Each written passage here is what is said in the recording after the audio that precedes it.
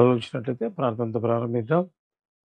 ప్రేమగల తండ్రి, కృపగలిగిన ప్రభా, శివంగలిగిన నా శివాధిపతి, ఘననామానికి వందనాలు, స్తోత్రాలు ప్రభా. ఆశ్చర్య కరుణ, ఆశ్చర్య కార్యాలు చేసే గొప్ప దేవ, స్తోత్రం. నీ ప్రేమకై, నీ కృపకై వందనాలు చెల్లించుకుంటున్నా. మీరు ప్రేమించి దినం ఇచ్చినందు బట్టి నీకు వందనాలు. అంత మాత్రమే కాకుండా ప్రభా, నీ మాటలు వినే గొప్ప ధన్యత నీ కృపలు మాకు అనుగ్రహిస్తున్నందు బట్టి వందనాలు నాయన. ఆయా మనుషులు, ఉన్నతమైన వ్యక్తులు సైతం ప్రభా మాతో మాట్లాడడానికి ఇష్టపడకుండా ఉంటుండగా, మీరైతే తండ్రి జీవం కలిగిన దేవుడై ఉంచు ప్రభా. మరి మాతో మాట్లాడకు అయ్యా, ఏ రీతిగా తండ్రి సమయం అనుగ్రహిస్తున్నందు బట్టి వందనాలు. నిజంగా ప్రభా, మీరు ఇచ్చిన ధన్యతను బట్టి వందనాలు చెల్లించుకుంటూ ఇది నేను కూడా వాక్యం ద్వారా బిడ్డలతో ఒక్కొక్కరితో మీరు నేరుగా బహుస్పష్టంగా మాట్లాడి మహిమ ఘనత ప్రభావాలు కేవలం కేవలం మీరు మాత్రమే పొందమని రక్త ప్రోక్షణ నా మీద, నా తలంపుల మీద, వింటున్న ప్రతి బిడ్డ మీద ఉంచు. వినగల చెవి, గ్రహించగల మనస్సు ప్రతి బిడ్డకు మీరే అనుగ్రహించి మహిమ ఘనత ప్రభావాలు కేవలం కేవలం మీరు మాత్రమే పొందుమని నాయన కే వదనాలు చెల్లించుకుంటూ ముందున సమయంలో నడిపించు. యేసయ్య నామమున అడిగి ప్రార్థిస్తున్నాము తండ్రి, ఆమేన్, ఆమేన్. హల్లెలూయా. నిజంగా ప్రేమిన వాళ్ళరా, అనేక సార్లు అనేక మంది వారికున్న సమస్యలను బట్టి ఏ రీతిగా ఉంటారంటే, దేవుడు దయ లేనివాడు, లేకపోతే దేవుడు కనికరం లేనివాడు అన్నట్లుగా మనం చూస్తూ ఉంటాం. అంటే దేవుని గురించి, అంటే వారికి కలిగిన బాధను బట్టి, వారికి కలిగి ఉన్న సమస్యలను బట్టి ఆ రీతిగా చెప్తూ ఉంటారు. ఎందుకంటే బైబిల్లోనే రాయబడి ఉంటుంది, భూమి మీద నరుని కాలం యుద్ధ కాలము కాదా అని. మరి ఈ రీతిగా యుద్ధకాలము అని బైబిల్లోనే రాయబడి ఉంటే, ఎప్పుడు సమస్య వచ్చినా నిజంగా మన జీవితాల్లో ఏ రీతిగా ఉంటుందంటే, ఒక నిట్టూర్పుగా మాట్లాడే వ్యక్తులుగా మనం ఉండడం ప్రారంభిస్తూ ఉంటాం. అప్పుడు మనకు అనేకమైన అనుమానాలు, నిజంగా వారికి ఇంకా కొంతమంది చెప్తూ ఉంటారు, నిజంగా దేవుడు నిన్ను ప్రేమిస్తున్నాడా, లేకపోతే రకరకాలుగా ఆయన ప్రేమ ఉందా అన్నట్లుగా మాట్లాడుతున్నప్పుడు మనం కూడా అవును కదా అన్నట్లుగా ఆలోచిస్తాం ప్రేమైన వాళ్ళ.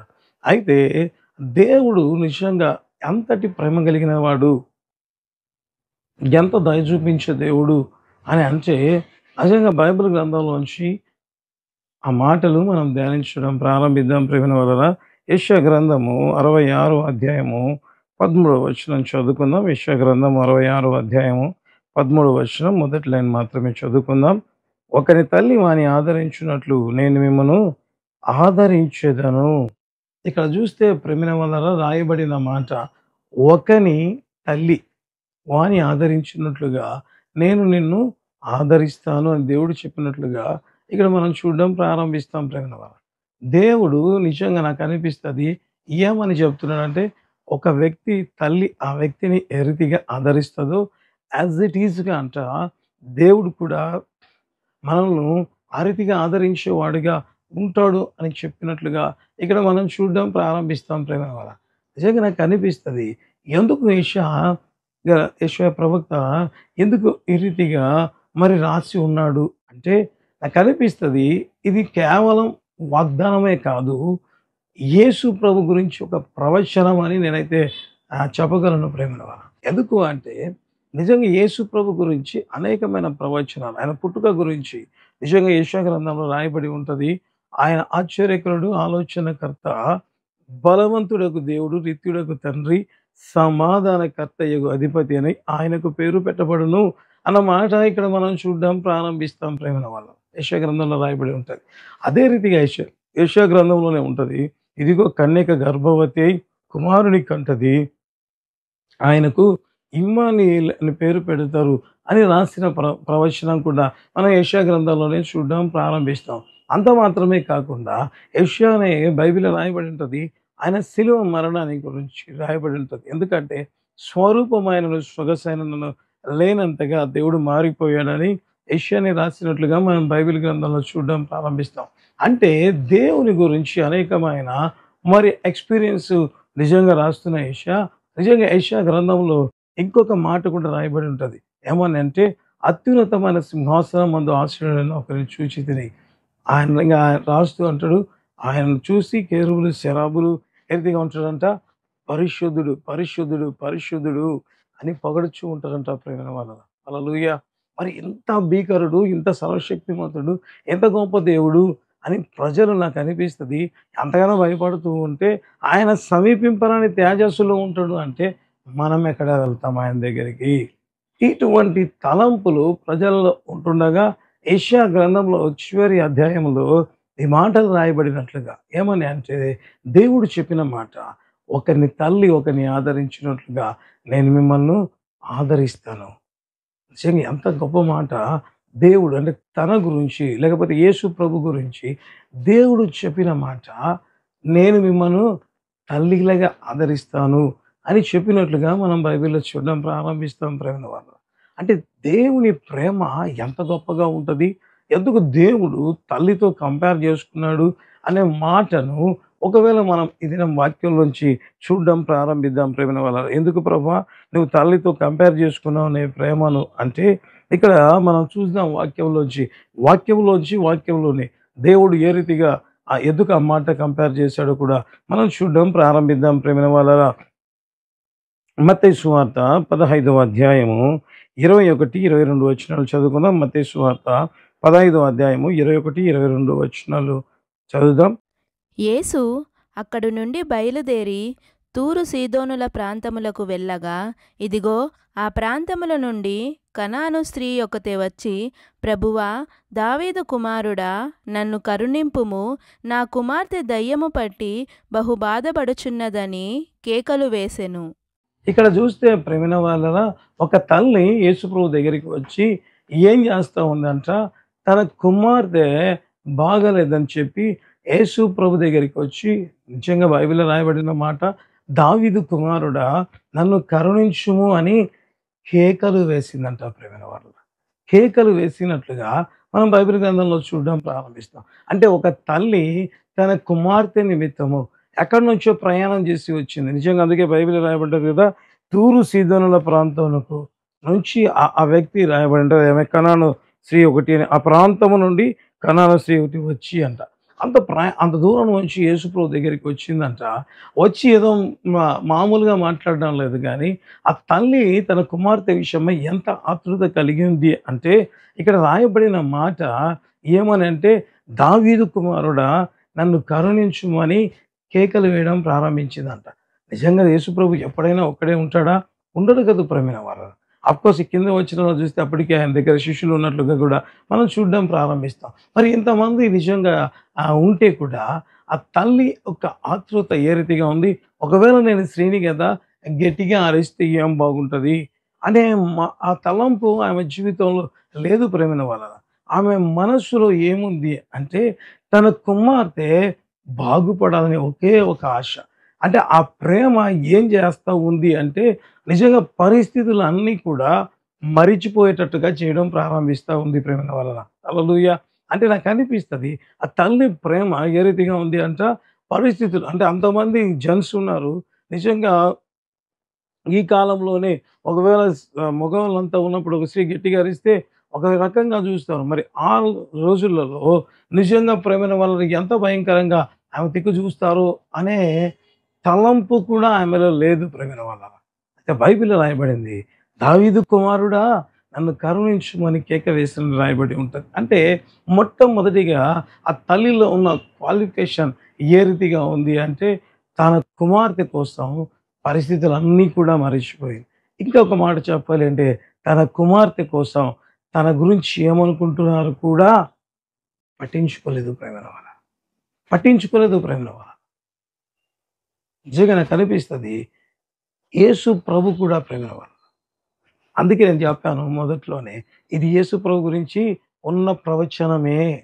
ఎందుకంటే దేవుడు కూడా తన బిడ్డల కోసం తనని ఎన్ని మాటలన్నా, నిజంగా ఎంత భయంకరం అంటే, ఈ లోకానికి యేసు ప్రభు వస్తే శాస్త్రులు పరిసయ్యులు అంటారు, ఆయన బయల్జెబూల్ వల్ల దయ్యములు వెళ్ళగొడుచున్నాడు అన్నాడు ప్రేమైన వాళ్ళు. అంటే దేవుడు ఏమన్నా పట్టించుకున్నాడా అంటే పట్టించుకోలేదు ప్రేమ. ఎందుకు అంటే తన బిడ్డల కోసం.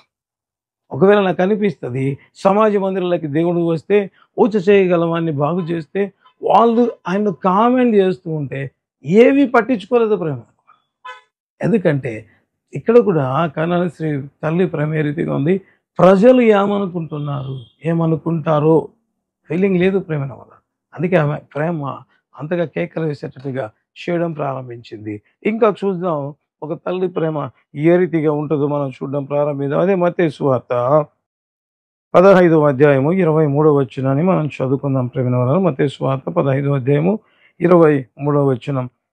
అందుకాయన ఆమెతో ఒక్క మాట అయినను చెప్పలేదు. అప్పుడు ఆయన శిష్యులు వచ్చి, ఈమె మన వెంబడి వచ్చి కేకలు వేయుచున్నది గనుక ఈమెను పంపివేయుమని ఆయనను వేడుకొనగా, ఇక్కడ చూస్తే ప్రియమైన వాళ్ళరా, ఆమెమో చాలా ఆతృతగా నిజంగా ప్రజలు ఏమనుకుంటారో ఇవన్నీ ఏమీ పట్టించుకోనకుండా కేక వేస్తే, నిజంగా యేసుప్రభు గురించి రాయబడిన మాట, ఆమెకేమి ఒక్క మాట అయినా ఉత్తరం ఇవ్వలేదు అని రాయబడి ఉంటుంది ప్రియమైన వాళ్ళ. ఒకవేళ నాకు అనిపిస్తుంది యేసుప్రభు ఏమన్నా వినలేదేమో అని అనుకుంటే, కింద లైన్లో రాయబడి ఉంటుంది, ఆయన శిష్యులు ఆయన దగ్గరికి వచ్చి ఆమె మన వెంబడి వస్తున్నది, ఆమెను పంపివేయము అని చెప్పినట్లుగా మనం బైబిల్ గ్రంథంలో చూడడం ప్రారంభిస్తాం. నిజంగా ప్రేమ వల్ల ఎంత భయంకరమైన పరిస్థితి. ఆమె అంత ఆతృతగా తన కుమార్తె నిమిత్తమై నిజంగా పరిస్థితులు అన్నీ మరిచిపోయి దూరం దేశం నుంచి వచ్చి నిజంగా కేకలు వేస్తే ఎట్లా ఉంటుందో మరిచిపోయి గట్టిగా అడిగితే యేసుప్రభు దగ్గర నుంచి ఏ సమాధానం రాలేదు. ఇక చూస్తే పైపెచ్చు శిష్యులు మాట్లాడుతున్నారు ఆమెను పంపివేయని. అప్పుడు ఆమె మనసు ఎంత బాధపడి ఉంటుంది ప్రేమ వల్ల, ఎంత గాయపరచబడి ఉంటుంది. అరే, నేను ఇంత ఆశతో యేసుప్రభు దగ్గరికి వస్తే యేసుప్రభు కనీసం మాట్లాడలేదు. కనీసం మాట్లాడకపోతే ఒకవేళ వినబడలేదేమన్నా అనుకుంటుంటే, ఇప్పుడైతే శిష్యులు వెళ్ళారు, మరి శిష్యులకు వినబడినది ఆటోమేటిక్గా యేసుప్రభు కూడా వినబడి ఉంటుంది కదా. అంటే దేవుడు లేకపోతే యేసుప్రభు నిర్లక్ష్యంగా ఉన్నాడేమో, అంటే ఈమె గురించి పెద్ద పట్టించుకోలేదు. మరి ఇంత పట్టించుకునే వ్యక్తి దగ్గర నేనెందుకు ఉండాలి, లేకపోతే నేనెందుకు మరి మొరపెట్టాలి అని జనరల్‌గా మనమైతే ప్రేమైన వాళ్ళరా ఒకసారి ప్రార్థన చేసి ఉంటాం. ఒకవేళ దేవునికి కొన్ని అడుగుతూ ఉంటాం. అది జరగనప్పుడు వెంటనే చాలామంది జీవితాల్లో ప్రేమైన వారు చర్చిలకు దూరం అయిపోతుంటారు. ఎందుకు అయ్యా మీరు చర్చికి రాలేదంటే, నేను అద్భుతం కోసం వచ్చాను, ప్రార్థన చేశాను, అది జరగలేదు కాబట్టి నేను ప్రార్థన మానుకున్నాను అని చెప్పేవాళ్ళు అనేక మంది ఉంటారు ప్రేమ. అయితే ఇక్కడ స్త్రీ నిజంగా దేవుని దగ్గరికి వెళ్ళి కేక వేస్తే దేవుడు పలకలేదు. అది శిష్యులు కూడా మాట్లాడుతుంటే కూడా మరి దేవుడు ఎట్లా రెస్పాండ్ అయ్యాడో ఇప్పుడు మనం చూడడం ప్రారంభం. అంటే ఆ పరిస్థితిని బట్టి ఆమె ఏం చేయాలి, వెళ్ళిపోవాలి ప్రేమ వల్ల. అయితే వెళ్ళిపోయిందా చూద్దాం. అదే మత్తయి సువార్త 15వ అధ్యాయము 24వ వచనాన్ని మనం చదువుకుందాం. మత్తయి సువార్త 15వ అధ్యాయం 24వ వచనం. ఆయన ఇశ్రాయేలు ఇంటివారై నశించిన గొర్రెల యొద్దకే గాని మరి ఎవని యొద్దకును నేను పంపబడలేదనెను. ఇక్కడ చూస్తే ఒకవేళ శిష్యులు చెప్పారు, ఇప్పుడు దేవుడు మాట్లాడుతున్నాడు. ఎట్లా ఉంది, అమ్మా నేను నశించిపోతున్న ఇశ్రాయేలుల దగ్గరికి నేను వస్తున్నాను, నీకోసం రాలేదు అన్నట్టుగా దేవుడు చెప్పినట్లుగా మనం చూడడం ప్రారంభిస్తాం. అంటే ఒకటేమో తన పరిస్థితి మరిచిపోయి తన కోతి కోసం కేకలు వేస్తే యేసుప్రభు రెస్పాండ్ కాలేదు. అదే ఒక అవమానం. నిజంగా శిష్యులు మాట్లాడితే అంటే ప్రభు వినలేదేమో అనుకుంటే శిష్యులు వచ్చి చెప్పారు కదా, ఇప్పుడు అంటే విననట్టుగా ఉన్నాడు అన్నట్లుగా ఉంది. అది ఎవరికైనా ఎట్లుంటుంది, చాలా కష్టంగా ఉంటుంది ప్రేమ. మరి ముఖ్యంగా సమస్యల్లో ఉన్నవారు సహాయం చేయగలిగిన వ్యక్తి దగ్గరికి వచ్చి అయ్యా నాకు సహాయం చేయి అంటే ఆ వ్యక్తి విన్నట్లు ఉన్నాడు అనుకోండి, మనస్సుకు చాలా కృంగుదల ఉంటుంది ప్రేమ. తట్టుకోలేక ఏడవడం ప్రారంభిస్తారు. అయితే ఇంత భయంకరంగా జరిగిన తర్వాత కూడా ఆమె అక్కడే ఉంటే యేసుప్రభు అంటున్నాడు, అమ్మ నేను నీ దగ్గరికి రాలేదు, మీకోసం రాలేదు అని చెప్పినట్లుగా. అంటే ఒక దెబ్బ తగిలితే దాన్ని ఇంకా ఒకవేళ కంట్రోల్ చేసుకుంటే ఇంకొక బలమైన దెబ్బ తగిలినట్లుగా ఇక్కడ మనం చూడడం ప్రారంభిస్తాం. అరే ఇప్పటికే యేసుప్రభు పలకపోతే బాధగా ఉంటే ఇప్పుడు ఆయన నోరు తెరిచి మాట్లాడుతూ ఏం చెప్తున్నాడు అంటే, అమ్మ నేను నీ దగ్గరికి రాలేదు అంటున్నాడు. ఇంతకంటే అవమానం ఏమన్నా ఉందా అని ఎవరైనా ప్రేమ వల్ల వెళ్ళిపోవడం ప్రారంభిస్తాం. అయితే ఈ తల్లి చేసిన పని కూడా మనం మళ్ళీ చూడడం ప్రారంభిద్దాం. మత్తయి సువార్త 15వ అధ్యాయం 25వ వచనాన్ని మనం చదువుకుందాం. అయినను ఆమె వచ్చి ఆయనకు మ్రొక్కి, ప్రభువా నాకు సహాయము చేయుమని అడిగెను. హల్లెలూయా. అంటే ఏ రీతిగా ఉంది అంటే అవమానము వెంబడి అవమానం జరుగుతూ ఉంటే ఇక్కడ రాయబడింది అంటే ప్రేమ వల్ల ఆయనను ఆమె వచ్చి ఆయనకు మొక్కి ప్రభువా నాకు సహాయము చేయమని అడిగాను. నిజంగా ఎంతగా ఏం కనబడతా ఉంది, ఆమె అంత అవమానం గుండా వెళ్తూ ఉంటే, నలగగొట్టబడుతూ ఉంటే దేవుడు అసలు నీ కోసమే రాలేదు అంటే ఆమె ఆయనకు మొక్కి, లేకపోతే ఇంకొక సువార్తలో చూస్తే ఆయన పాదాలకు మొక్కి అని రాయబడి ఉంటుంది. వాళ్ళకు మొక్కి అయ్యా నువ్వు నాకు సహాయం చేయనని చెప్పడం ప్రారంభించారు. అంటే ఎందుకు ఆమె అన్ని అవమానాల గుండా వెళ్తా ఉంది. ఒకటేమో తాను ఉన్న పరిస్థితి మరచిపోయి కేక వేసింది. దానికి యేసుప్రభు పలకలేదు. సో సహాయం అర్థించి వస్తే దేవుడు పలకలేదే అని బాధతో నిరుత్సాహంతో వెళ్ళిపోయారు.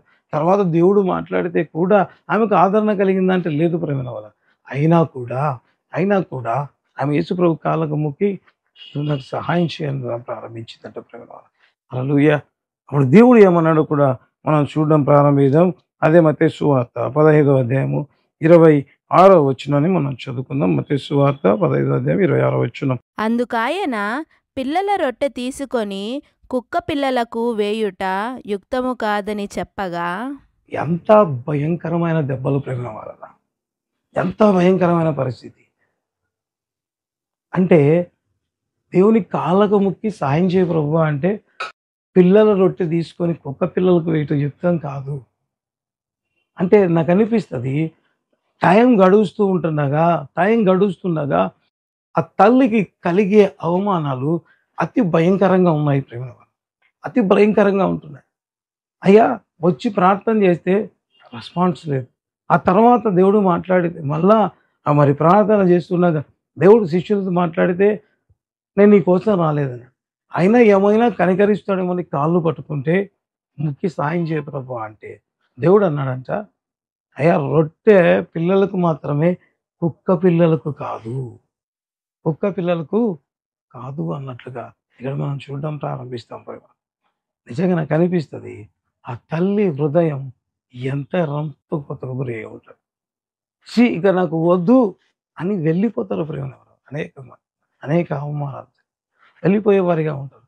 అయితే ఆ తల్లి ఏమైందో ఇప్పుడు మనం చూడడం ప్రారంభిద్దాం. మత్తయి సువార్త 15వ అధ్యాయము 27వ వచనం చదువు. ఆమె నిజమే ప్రభువా, కుక్క పిల్లలు కూడా తమ యజమానుల బల్ల మీద నుండి పడు ముక్కలు తినును గదా అని చెప్పెను.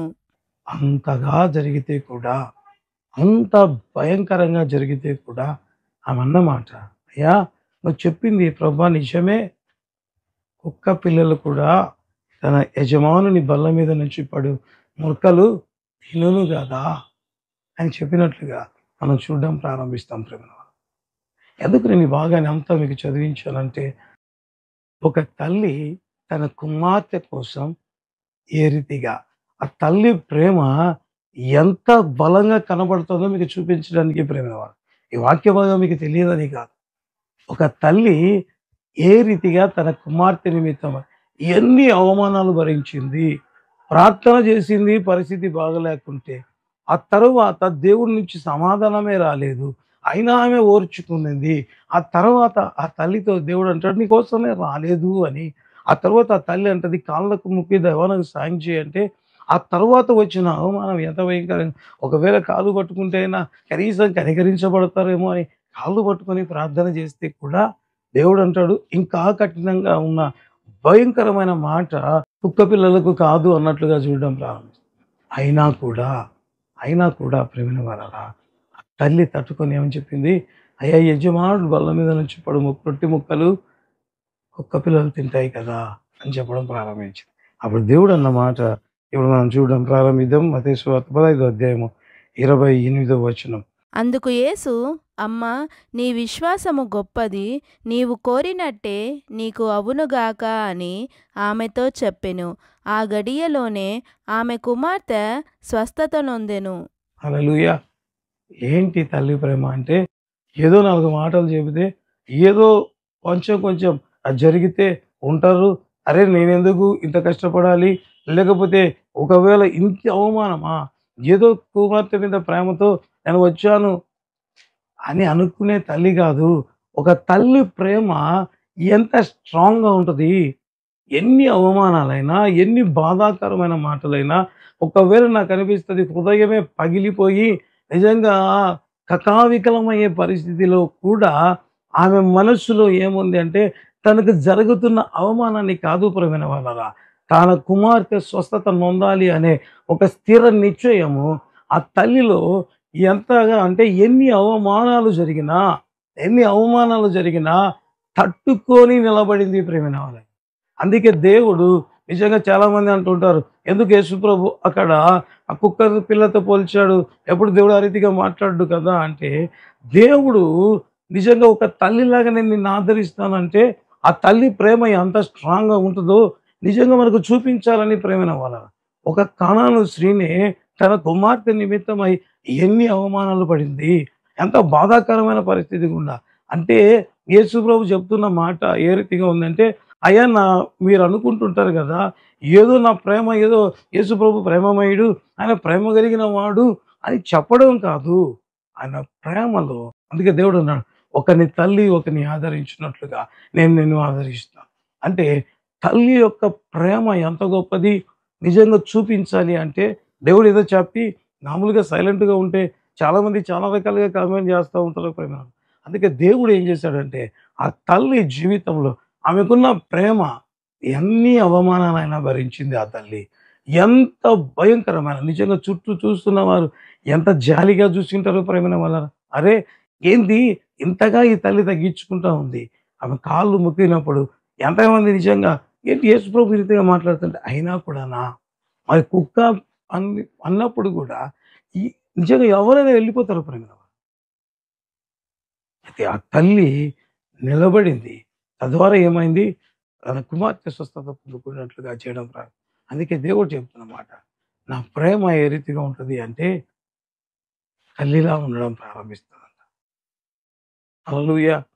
అంటే దేవుడు సింబాలిక్‌గా ఈ తల్లి జీవితాన్ని మన కళ్ళ ముందు ఉంచుతున్నాడు ప్రేమైన వాళ్ళు.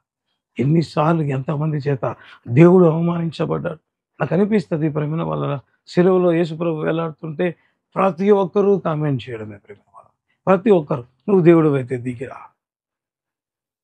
నాకనిపిస్తది నిస్సహాయ స్థితిలో ఉన్నాడా దేవుడు ఆ టైంలో అంటే ఆయన దిగిరాలేనంత శక్తిహీనుడుగా ఉన్నాడా అంటే కాదు ప్రేమైన వాళ్ళ. అయితే తన బిడ్డలు పాపం నుంచి విడుదల పొందినట్లుగా, తన బిడ్డలు పాపం నుంచి విడుదల పొందినట్లుగా దేవుడు ఏం చేశాడు? అన్ని అవమానాలు కూడా, అన్ని నిందలు కూడా ఎంతగా తగ్గించుకున్నాడంటే సిలువ మరణము పొందినంతగా. హల్లెలూయా! హల్లెలూయా! నిజంగా ప్రేమైన వాళ్ళ. అందుకే దేవుడు చెప్పిన మాట యెషయా గ్రంథంలో ఒకని తల్లి ఒకని ఆదరించినట్లు. మనం అనేక సార్లు అనుకుంటూ ఉంటాం. ఆ మాట చూసినప్పుడు ఆ తల్లిలాగా దేవుడు ఆదరిస్తాడంట. కాదు ప్రేమ దేవుడు నీ కోసం ఏమేమి త్యాగం చేయడానికైనా సిద్ధంగా ఉన్నాడు అన్న దానికే ఇవన్నీ చూపించాడు ప్రేమ. సిలువలో అవమానాలు భరించాడు, దెబ్బలు తిన్నాడు, ఉమ్మి వేయించుకున్నాడు. ఎందుకు? నీకోసం నా కోసం ప్రేమ. అంటే దేవుని ప్రేమ ఏదో ఒక మాట చెప్పేస్తే సరిపోతుంది అన్నట్లు ఉండదు ప్రేమ. ఆయన ప్రేమ ఎంత బలీయమైనది అంటే బైబిల్ రాయబడి ఉంటుంది పరమగీతంలో, అగాధ జలములే ఆర్పజాలని గొప్ప ప్రేమ అంట ప్రేమ. హల్లెలూయా!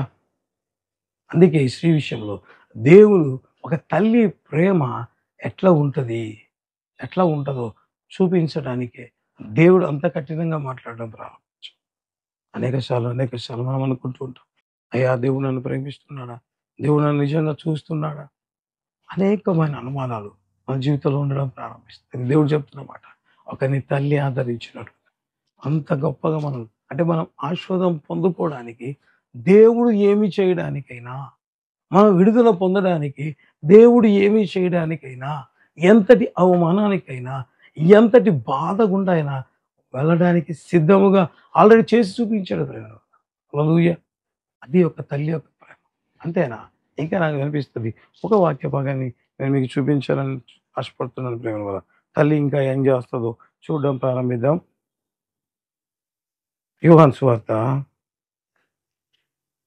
6వ అధ్యాయము 7-8 వచనాలు చదువుకుందాం. అందుకు ఫిలిప్పు వారిలో ప్రతివాడును కొంచెము కొంచెము పుచ్చుకొనుటకైనను 200 దేనారముల రొట్టెలు చాలవని ఆయనతో చెప్పెను. ఆయన శిష్యులలో ఒకడు అనగా సీమోను పేతురు సహోదరుడైన అంద్రెయ ఇక్కడ ఉన్న ఒక చిన్నవాని యొద్ద 5 యవల రొట్టెలు 2 చిన్న చేపలు ఉన్నవి గాని ఇంతమందికి ఇవి ఏమాత్రమని ఆయనతో అనగా, ఇక్కడ చూస్తే ప్రేమైన వాళ్ళరా, ఒక చిన్న పిల్లవాని దగ్గర బైబిల్ రాయబడిన మాట 5 రొట్టెలు 2 చిన్న చేపలు ఉన్నట్లుగా మనం బైబిల్ గ్రంథంలో చూడడం ప్రారంభిస్తాం. నిజంగా యేసుప్రభు అప్పుడు ఎక్కడున్నాడు అంటే అరణ్యంలో ఉన్నాడు అన్నట్లుగా మిగిలిన సువార్తల్లో కనబడుతుంది. ఎందుకంటే మనం ఈ అరణ్య ప్రాంతంలో ఉన్నాము. సాయంకాలం చీకటి పడతా ఉంది. వీళ్ళని పంపివేయి అని చెప్పబడిన మాటలు మనం చూడడం ప్రారంభిస్తాం ప్రేమైన వాళ్ళు. నాకు అనిపిస్తుంది ఆ తల్లి యేసుప్రభు దగ్గరికి తన కుమారుని పంపిస్తూ యేసుప్రభు దగ్గరికి వెళ్తున్నానంటే వెళ్ళు అని చెప్పి పంపించినట్టుగా లేదు ప్రేమైన వాళ్ళ. నాకు అనిపిస్తుంది ఆ తల్లి ఒకవేళ నా కుమారుడు యేసుప్రభు దగ్గరికి వెళ్తున్నాడు, లేకపోతే అరణ్య ప్రదేశానికి వెళ్తున్నాడు కాబట్టి ఏం చేసింది, భోజనం ప్రిపేర్ చేసి క్యారియర్ ఇచ్చి పంపించింది ప్రేమైన వాళ్ళు. హల్లెలూయా. అంటే ఎక్కడ కూడా తన కుమారుడు ఇబ్బంది పడకూడదు. నిజంగా బైబిల్‌లో చూస్తే పెద్ద పెద్ద వాళ్ళంతా అక్కడ వెళ్లారు. 500 మంది 5,000 మంది పురుషులే అక్కడ భోంచేసినట్లుగా మనం బైబిల్‌లో చూస్తాం. మరి ఇంతమంది కూడా ఒట్టి చేతులతో వస్తే ఆ తల్లి తన కుమారుని విషయంలో ఎంత కేర్ తీసుకుంది. తన కుమారుడు యేసుప్రభు దగ్గరికి వెళ్తుంటే సిద్ధపరిచిందంట ఆహారం. 5 రొట్టెలు 2 చేపలు. అంటే ఎక్కడ కూడా నా కుమారుడు ఆకలితో ఇబ్బంది పడకూడదు, లేకపోతే నీరసం ఉండకూడదు అనే ఉద్దేశంతో ఆ తల్లి ఏం చేసింది, సిద్ధపరిచిందంట. ఎందుకు? ఎక్కడ కూడా నా కుమారుడు ఇన్‌కన్వీనియంట్‌గా ఉండకూడదు అని. అంటే తల్లి ఏ రీతిగా ఉంటుందో చూడండి ప్రేమ. తల్లి అవమానాన్ని భరిస్తుంది, బాధను భరిస్తుంది, దుఃఖాన్ని భరిస్తుంది. ఎందుకు? తన కుమార్తె లేకపోతే తన కుమారుడు బాగుపడాలి. అంతేనా అంటే తన కుమారుడు నిజంగా ఎక్కడ ఇబ్బంది పడిపోతాడో అని ఈ తల్లి భోజనాన్ని సిద్ధపరిచి పంపినట్లుగా మనం బైబిల్‌లో చూడడం ప్రారంభిస్తాం. హల్లెలూయా. ఎవరు మన దేవుడు అంటే తల్లిలాగా ప్రేమించే దేవుడు. తల్లిలాగా ప్రేమించేది. అనేక సార్లు అవసరతలు, అక్కరలు మన జీవితంలో కలిగినప్పుడు మనం అనుకుంటూ ఉంటాం, దేవుడు నిజంగా నన్ను చూస్తున్నాడా? ఈ అవమానాలు కూడా నేను వెళ్తుంటే దేవుడు సైలెంట్‌గా ఉన్నాడేమో. కాదు ప్రేమ. అందుకే దేవుడు చెప్పాడు. ఆయన ఎక్కడో సమీపింపరాని తేజస్సులో ఉన్నాడు. లేకపోతే ఆ దగ్గరికి నేను వెళ్ళలేను. లేకపోతే నా ప్రార్థన వెళ్ళలేదు అని దేవుడు అన్నాడు. ఒకరి తల్లి ఆదరించినట్లుగా. ఆయన ప్రేమ ఎటువంటి ప్రేమ అంట? తల్లి లాంటి ప్రేమ. అంతకంటే ఎక్కువగా ఉంటుంది ప్రేమ. ఒకవేళ నాకు అనిపిస్తుంది ప్రేమైన వాళ్ళరా, దేవుడు ఇంకా ఒకవేళ ఆ తల్లిని చూపించి బాధ, అవమానం, దుఃఖం ఇవన్నీ కూడా కలగడానికి ఒక తల్లి ఎంతగా కుమార్తె విషయం బాధపడుతుందో అది చూపించాడు. మరొక తల్లి తన కుమారుడు అంటే తల్లి ఏ రీతిగా ఉంటుంది అంటే ఆ కుమారుడు ఎక్కడ కూడా ఇబ్బంది పడకూడదని ఆహారాన్ని సమకూర్చేవాడిగా ఉంటాడు. సమకూర్చే తల్లిగా ఉండడం చూపించాడు. అంటే దేవుడు కూడా ఏ రీతిగా ఉన్నాడో తను చూపించడం ప్రారంభించాడు. అంతేనా అంటే ఎవరైనా ఈ లోకానికి రావాలంటే ప్రేమైన వాళ్ళరా తల్లి అవసరం. ఎవరైనా పరలోకానికి వెళ్ళాలంటే యేసుప్రభు అవసరం. హల్లెలూయా. అటువంటి ప్రేమించే దేవుడు మనం కలిగి ఉంటుండగా నిజంగా సంతోషిద్దాం. ఒకవేళ కొన్నిసార్లు తల్లి అయినా మరిచిపోతుందేమో కానీ మన దేవుడు ఎప్పుడు మనల్ని మరిచిపోయేవాడు. హల్లెలూయా. నీకోసం అవమానాలు భరించిన దేవుడు, నీకోసం రక్తం కార్చిన దేవుడు, నీకోసం ప్రాణం పెట్టిన దేవుడు. ప్రతి అవసరత ఈ తల్లి ఏ రీతిగా తన కుమారుడు ఇబ్బంది పడకూడదని సిద్ధపరిచిందో అదే రీతిగా అన్ని విషయాలు దేవుడు మనం సిద్ధపరిచి పోషించాలని ఆశపడుతున్నాడు. అంటే దేవుడికి మనం కలిగి ఉన్నందు బట్టి నిజంగా దేవునికి వందనాలు చెల్లిద్దాం. దేవునికి సంపూర్ణమైన మహిమ, ఘనత, ప్రభావాలు ఆయనకు మాత్రమే కలుగును గాక. హల్లెలూయా. తలలోంచి ప్రార్థన చేద్దాం. ప్రేమ కలిగిన తండ్రి, కృప కలిగిన ప్రభా, జీవం కలిగిన జీవాధిపతి నీ గణనామానికి వందనాలు, స్తోత్రాలు చెల్లించుకుంటున్నాం ప్రభా. ఆశ్చర్యకరుడవు, ఆశ్చర్య కార్యాలు చేసే గొప్ప దేవ నీకే వందనాలు, స్తోత్రాలు ప్రభా. నీ ప్రేమ అంతటికై, నీ కృప అంతటికై అయ్యా నీకు వందనాలు, స్తోత్రాలు చెల్లించుకుంటాం. కీర్తన నీడవైన మా దేవుడు నీవే ప్రభా. అనేకసార్లు మాకు కలిగిన బాధలలో తండ్రి దేవుడు నిజంగా మమ్మల్ని ప్రేమిస్తున్నా లేదా అని అయ్యా అనుమానాలు కలుగుతూ ఉంటే దేవుడు మీరు మాట్లాడిన మాట అయ్యా ఒకని తల్లి ఒకని ఆదరించినట్లుగా నేను మిమ్మల్ని ఆదరిస్తానని సెలవిచ్చిన నీ మాటలను బట్టి స్తోత్రమేసయ్యా. మాటల ద్వారా ప్రతి ఒక్కరూ ఆదరించబడలా అయ్యా మా దేవుడు మా కోసం అవమానం, నిందలు, బాధ, దుఃఖము గుండా వెళ్ళి ఉంటున్నారు. అన్నిటి అవమానాలు తట్టుకోవడం కేవలం తండ్రి ఆ కుమార్తె బాగుపడటకుగా కన్నాను శ్రీ అయ్యా మేము పాపంలోంచి అయ్యా తండ్రి నిజముగా ప్రభు జీవంలోకి దాటుటకు ప్రభు తండ్రి మీరు చూపిన కృపకై వందనాలు, స్తోత్రాలు చెల్లించుకుంటాం. ఈ కార్యక్రమం చూసిన ప్రతి బిడ్డను పేరు పేరున ఆశీర్వదించి మీ మహిమ కలిగిన కార్యాలు జరిగించి మహిమ ఘనత ప్రభావములు మీరు మాత్రమే పొందండి అయ్యా. గర్భఫలమైన దీవెన ఆర్థికపరమైన ప్రతి అద్భుతం అయ్యా. అనారోగ్యంతో బాధపడుతున్న బిడ్డలు తాకి స్వస్థతపరచు. గర్భఫలమైన దీవెన ఇవ్వండి. ఆర్థికపరమైన ప్రతి అద్భుతాలు ఇవ్వండి, జరిగించండి. కోర్టు కేసెస్ అయ్యా దాన్ని తొలగించండి నాయన. అద్భుతాలు చేయండి ప్రభు, అద్భుతాలు చేయండి నాయన. ఎప్పుడైనా ప్రతి కన్నిటి ప్రతి బాష్ప బిందువు మీరే తోడచి మహిమ ఘనత ప్రభావాలు కేవలం మీరు మాత్రమే పొందుమని ప్రార్థిస్తున్నాను. మహిమ ఘనత ప్రభావాలు నీకు ఇచ్చారు. ఈ కార్యక్రమంలో సహకరిస్తున్న ప్రతి బిడ్డను మీరు దీవించారు. వారు ఎదురు చూస్తున్న మేలు ఆశీర్వాదాలతో మీరే వారిని నింపి మహిమ ఘనత ప్రభావాలు మీరు పొందుమని ప్రార్థిస్తున్నాను. అయ్యా అయ్యా, ఎంతమంది అయితే కార్యక్రమం చూస్తారు వారందరి మీదకి నీ గాయపరచబడిన హస్తం కూడా చాపండి ప్రభువా, చాపండి నాయన. ఎట్టి అద్భుతం కోసం ఎదురు చూస్తున్నారు. జాబ్, ప్రమోషన్, మ్యారేజ్, ఏదైనా ట్రాన్స్ఫర్, ప్రతి అద్భుతం యేసు నామములో వారు ఆశపడి అయ్యా ప్రార్థన ఏకీవిస్తున్న ప్రతి బిడ్డ జీవితంలో అద్భుతములు జరగబోతున్నది బట్టి నీకు ఇష్టం అయ్యా. వారి ఎదురు చూస్తున్న ఏ దీవెనైనా ఒకవేళ నడవలేక ఉంటే, నడవాలని ఆశపడుతుంటే అతి అద్భుతాలు మీరు జరిగించి మీరే మాయమ పొందాలి. అడుగులోని ట్యూమర్స్ అయా మాయం కావాలి ప్రభు, కడుపు నొప్పి తొలగిపోవాలి. అద్భుతాలు చేసి మీరే మాయమ పొందమని సమస్త మహిమ ఘనత ప్రభావాలు నీకు మాత్రమే సాతానికి అన్ని బంధించండి. మరొకసారి కార్యక్రమం చూసి ప్రతి బిడ్డను సమృద్ధిగా అత్యధికమైన ఆశీర్వాదాలతో నింపి మీరు మాత్రమే మహిమ ఘనత ప్రభావాలు పొందుమని సమస్త మహిమ నీకు చెల్లిస్తుంది. యేసయ్యా నీకే వందనాలు చేయండి, నీకు ఆశీర్వాదం సమస్త మహిమ నీకు చెల్లిస్తుంది. యేసు నామమున అడిగి ప్రార్థిస్తున్నాము తండ్రి, ఆమేన్ ఆమేన్. హల్లెలూయా. యేసుక్రీస్తు నామమున మీ అందరికీ శుభాభివందనాలు. మరి ఈ కార్యక్రమాన్ని బట్టి యేసయ్య నామమునకి అనేక వందనాలు చెల్లిస్తుంటున్నాం. ఈ కార్యక్రమం ద్వారా అనేక మంది దీవించబడుతూ మరి వారు చెప్తున్న మాటలు, దేవుడు మాతో మాట్లాడుతున్నాడు వాక్యం ద్వారా అని చెప్పిన మాటలు విన్నప్పుడు సంపూర్తిగా ప్రభుకే మహిమ కలుగును గాక. ఎందుకంటే ఈ ప్రభు మాటలు ప్రేమైన వల్ల మనుషుల మాటలు ఎప్పుడు ఆదరించవు, కానీ దేవుడే ఈ కార్యక్రమంలో ఉంటూ దేవుడు మాట్లాడుతూ అనేక మందిని బలపరుస్తుంటుండగా మరి కార్యక్రమం చూస్తున్న మీరు కూడా దయచేసి ఈ కార్యక్రమాన్ని అనేకులకు పరిచయం చేయవలసిందిగా ప్రభు పేరట కోరుతుంటున్నాం. ఎందుకంటే దేవుని ఉచిత కృప ద్వారా అనేక మంది దర్శించబడుతున్నారు. ఇంకా అంత మాత్రమే కాకుండా అనేక మందికి దేవుని మాటలు అందించబడాలి. కాబట్టి మీరు కూడా దయచేసి మీకు తెలిసిన వారికి, మీ బంధువులకు ఈ కార్యక్రమాన్ని పరిచయం చేయవలసిందిగా ప్రభు పేరట కోరుతుంటున్నాం. హల్లెలూయా. తద్వారా దేవుని వాక్యాన్ని అనేకులకు పరిచయం చేసిన వారంగా మనం మారడం ప్రారంభిద్దాం. తద్వారా దేవుని ఆశీర్వాదాలు మనకు కూడా వస్తాయి. కాబట్టి వెంటనే మరి కార్యక్రమం చూసిన తర్వాత వెంటనే ప్రేమిన వల్ల అనేక మందికి కార్యక్రమం పరిచయం చేద్దాం. తద్వారా అనేక మంది దేవుని మాటలు వినులాగున ఈ పరిచర్లో మీరందరూ పాలిభాగస్తులు కావాలని ప్రభు పేరిట కోరుతున్నాం. దేవుడు మనందరినీ దీవించుగాక. ఆమేన్.